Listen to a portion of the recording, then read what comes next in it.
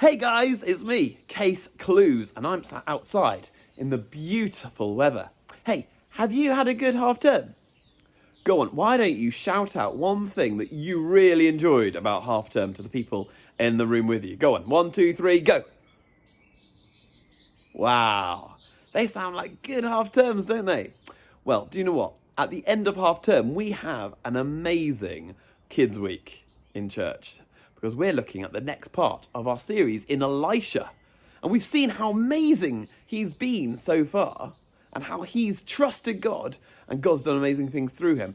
And this week's even better because this week there's a promise, there's a miracle, and there's someone who comes back from the dead. Well, we're going to hand over to Nat. Hi, Nat. Hi guys, how you doing? Hi James, you alright? Yeah. Good.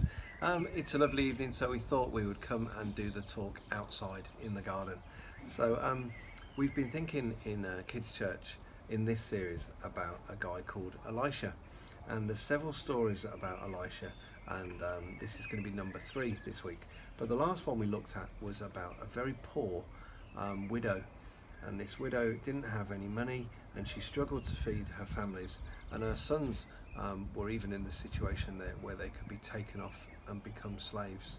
But she had a little bit of oil in her house, and through a miracle God enabled her to keep selling that oil and keep providing more and more and more oil before she got out of her situation of debt, and she was okay. So God provided for that poor widow. So tonight we're sticking with this guy, Elisha. But this week we're not looking at a poor woman. We're not looking at a poor old widow. We're looking at a woman that's got quite a lot of money. She's married, she's got a husband, she's got a good job, and she looks after this guy called Elisha as he comes past and through the area where they live. She and her husband provide a room for him. In fact, they built on the top of their house a special room just for Elisha. Okay, so Elisha could come there and he could lay down his head and he could have a rest and he could stay under this lady's roof. So Elisha felt that he wanted to repay her for her kindness, and this lady had money, so she wasn't lacking for money. But one thing her and her husband didn't have, can you guess? Food. Well, they had food because they had money. They didn't have any kids. Yeah.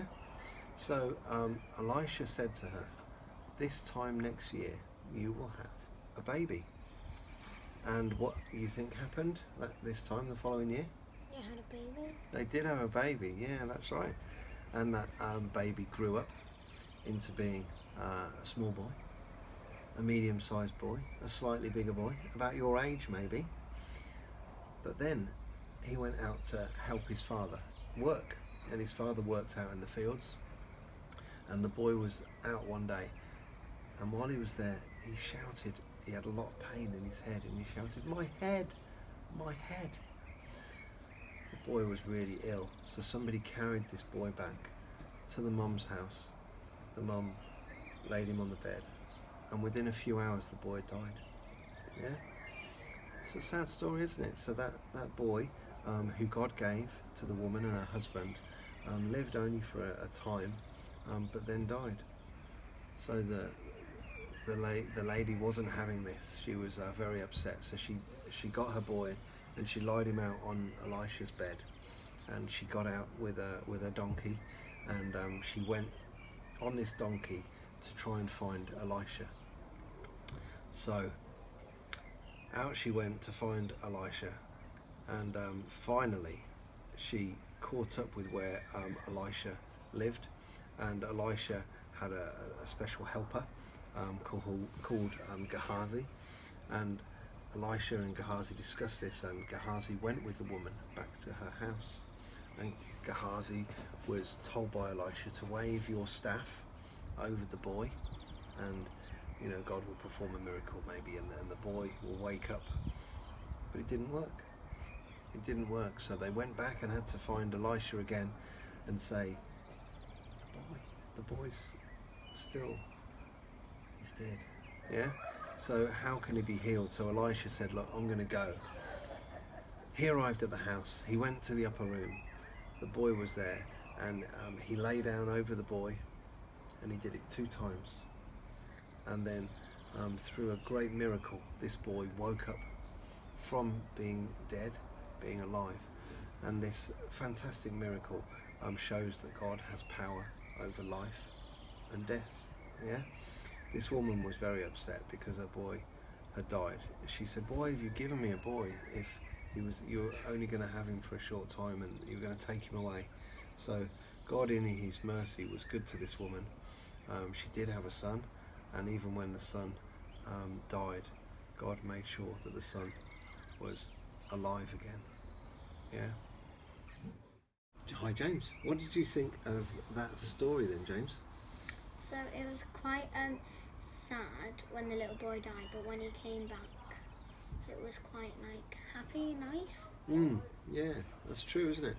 And so that story about Elisha, then, would you think it was from the Old Testament or the New Testament in the Bible? The first half or the second half? Was it the Old Testament?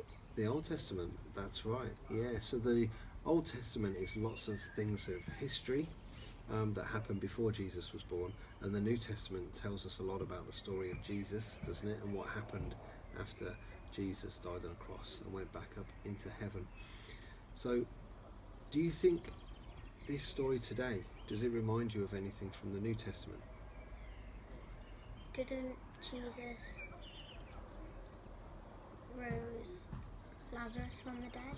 He did, yeah. Jesus also rose Lazarus from the dead. That's right. So Jesus proved in the New Testament that he had power over life and death, just as in this story in the Old Testament we heard that God had power over life and death.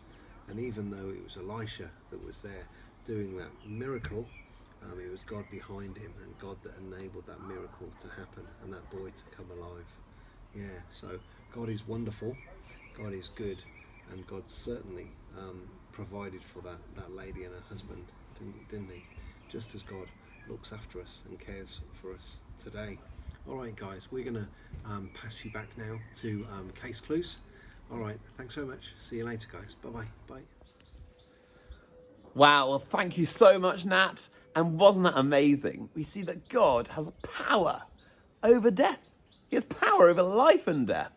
And that means that we don't have to be afraid. Isn't that good news? Well, I hope you have a lovely week back at school. There's some activities for you to do right now on the website that helps us understand the story we've just looked at. And I will hopefully see you soon. See you guys. Bye.